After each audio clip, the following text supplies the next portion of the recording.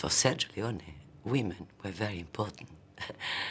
And for him, I was very important. Everything was around her, or around Jill. Perché fra i tanti film che io ho girato non ho trovato molti registi che amassero gli attori. Il regista vuole essere sempre lui, il despota, il padrone. Quindi l'attore così è uno che si serve di lui, uno che lavora su cose scritte, pensate dal regista. Con Sergio no, Sergio non aveva questo. Sergio era uno che amava lavorare con gli attori. Io ho sempre detto nelle interviste che mi hanno fatto di Sergio che lui lavorava come su una piramide a rovescio, cioè con la punta in basso e la base in alto. Cioè si cominciava con la scena, dopodiché lui diceva levati, e si metteva lui. E lui la ripeteva arricchendola, cioè portando delle cose. Dopodiché toccava all'attore e io mi mettevo lì e la ripetevo con le sue aggiunte. E questo continuava all'infinito finché si raggiungeva una perfezione della scena. Questo era molto bello. Era molto bello, questo denota appunto l'amore che lui avesse e per il cinema e per gli attori. Right at the very beginning, when they were making Fistful of Dollars in 1964, at one point they wanted to write the music first and cut the movie to the music, as if it was one long rock video. But they couldn't get it together. It happened too quickly. It happened too quickly with the second film. In the third film, The Good, the Bad and the Ugly, the final reels, the scene in the cemetery with Eli Wallach running round and round and round, which is very musical, and the scene of the final duel, the music was written in advance, and Leone had it in his mind, but it wasn't recorded and it wasn't played on the set. But Leone knew that he was going to have to cut to this music. But for Once Upon a Time in the West, the entire score was written before they shot a foot of film. And the first thing he wrote with Morricone was the Jill song, beautiful. Of course, I remember also Harmonica, Brunson, fantastic. I think Ennio Morricone and Sergio Leone had an incredible partnership in his Westerns, going back to the first. And I think that came to a culmination in Once Upon a Time in the West. Before, there would be a dozen different themes in For a Few Dollars More, a lot of themes in The Good, the Bad and the Ugly. In Once Upon a Time in the West, there's really only about 4 different pieces of music, each one related to a different character.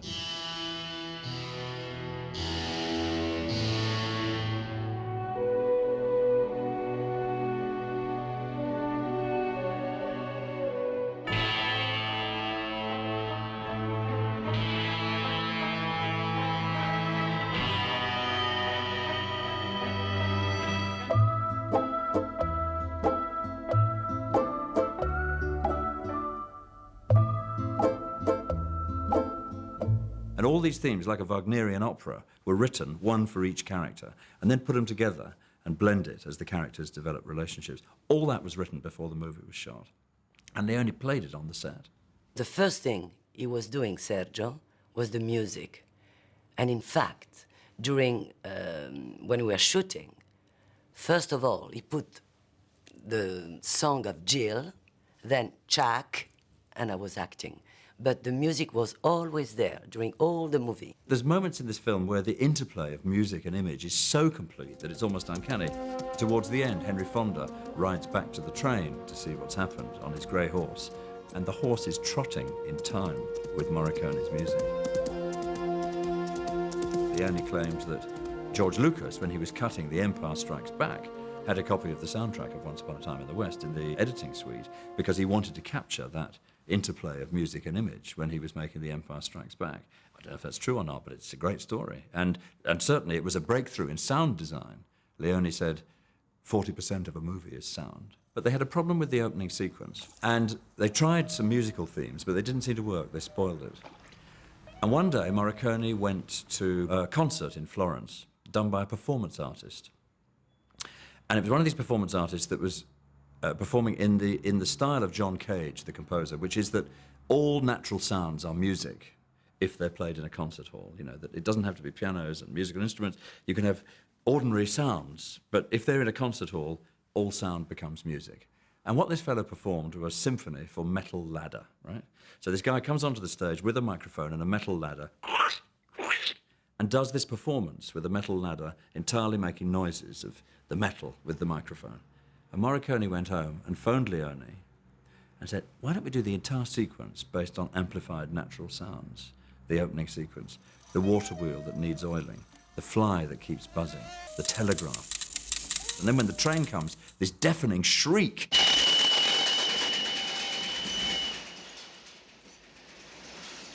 We were writing, it was early 67. It was impossible to be an Italian director and not to be political. I mean, politics was in the air we were breathing, was in the spaghetti we were eating, was in the wine we were drinking. Politics was everywhere. There is a politics that goes through all of Leone's works, that money is and greed are ultimately the things that are pushing people to do all that they do, you know. So you could say they have a touch of Marxism in them. When the events of May 1968 happened in Paris, with all the student revolutions and everything, all over the shops were, this year, the style is Sergio Leone. Long coats. And the student population of Paris loved Once Upon a Time in the West. They related to it as a movie about American culture. These were the children of Karl Marx and Coca-Cola, right? A mixture of sort of loving America, but also being left-wing.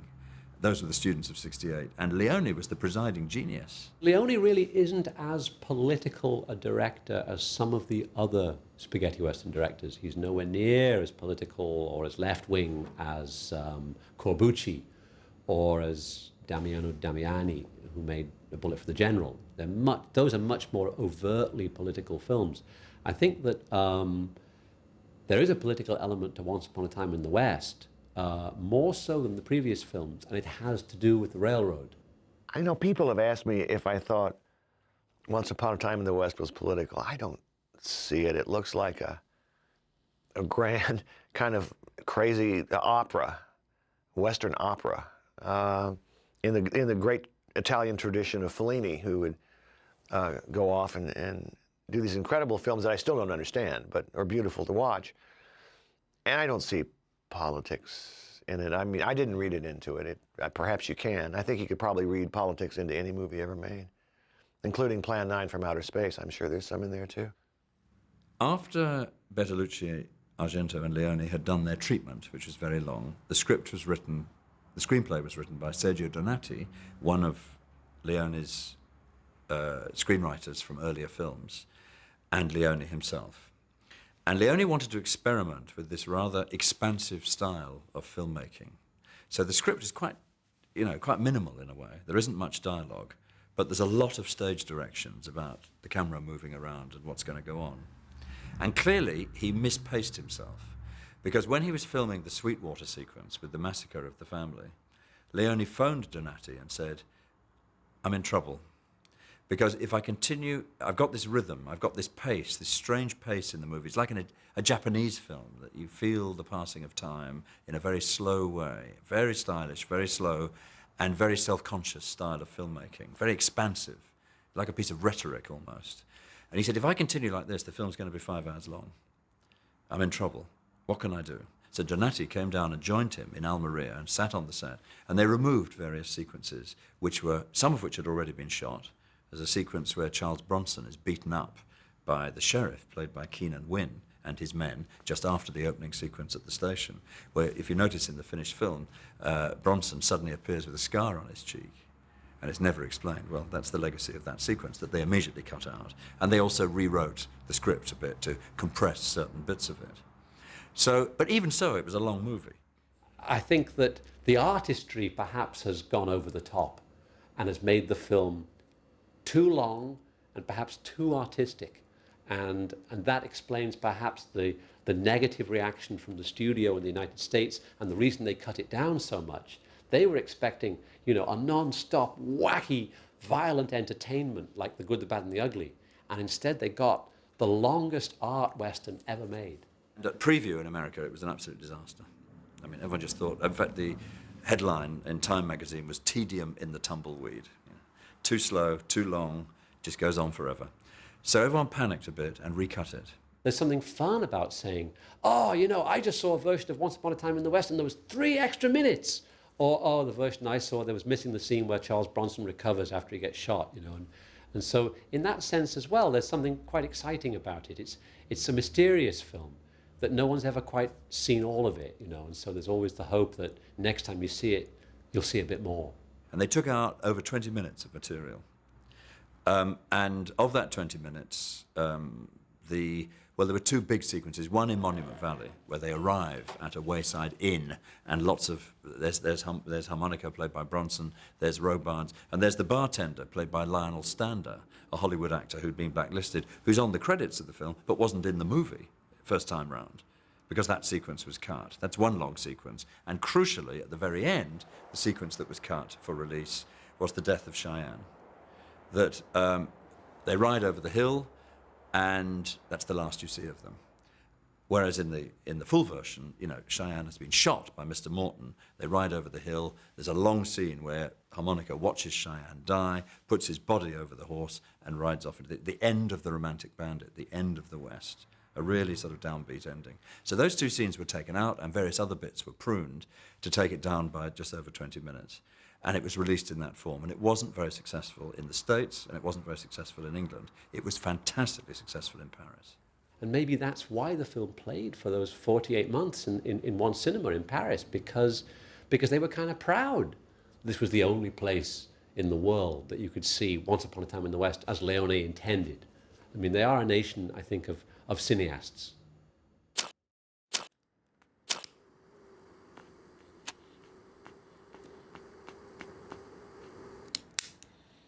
The first time I saw Once Upon a Time in the West, I don't remember. I do, you know, think that I'd seen it in such a way that I remembered always having seen it. I don't remember the first time I saw it. I think it was in a theater. But I do remember the way I felt at the end of it, you know, that I felt something big had happened. And I had not had that feeling quite the same as that since seeing The Bridge on River Kwai, where you felt at the end of a movie that you'd participated in some grand event. And of course, I was a big fan of Leone, so at the time, the movie was faulted, and the flaws in it were pointed out and everything. But I knew this movie would last for, you know, forever. When I saw Once Upon a Time in the West for the first time, I loved it. I remember we saw it at a private projection he had in his house, Sergio. I loved it immediately. The first time I saw Once Upon a Time in the West, it was at a mega cinema somewhere in Paris. I think a cinema where the film played for 48 months. And I must have seen it there 2 or 3 times. As the print gradually deteriorated and got more and more scratched up, you know, and then the real changes got more and more funky. But I was lucky in that sense, in that the first time I saw Once Upon a Time in the West, it was a fairly complete version. I first saw Once Upon a Time in the West on its American release here in the United States. I was a film student. I believe it was 1969, if I'm not mistaken. And it was on a double bill with El Dorado, which was a Howard Hawks Western. I was a big fan of Howard Hawks at the time. I think he gave back to the proper Western makers. I mean, directors from USA, the confidence that a Western can be a great movie. He gave back something that have gone lost, like we said before, the innocence. He gave back a new identity for the Westerners, something that took off from Monument Valley, went through Almeria in Spain, where Sergio was shooting his movies, and Cinecittà, and goes back to Monument Valley after this kind of little travel to to grow up. So, back to Monument Valley, the Western was a grown-up. The amazing thing is that for a film that's almost 3 hours long, there's only 15 pages of dialogue. And in that way, it really does resemble the immortal words of John Ford, which is, a film is a great film when it's long on action and short on dialogue. It actually incorporates every Western that you've ever seen. It's the great anthology of every moment in the Western, but at the same time, it's its funeral dirge. And now I think it has a real critical and public reputation. You know, in the list of the best films of all time, it comes in the 10 best Westerns and maybe in the top 50 best movies of all time. Abbiamo perso un regista importante.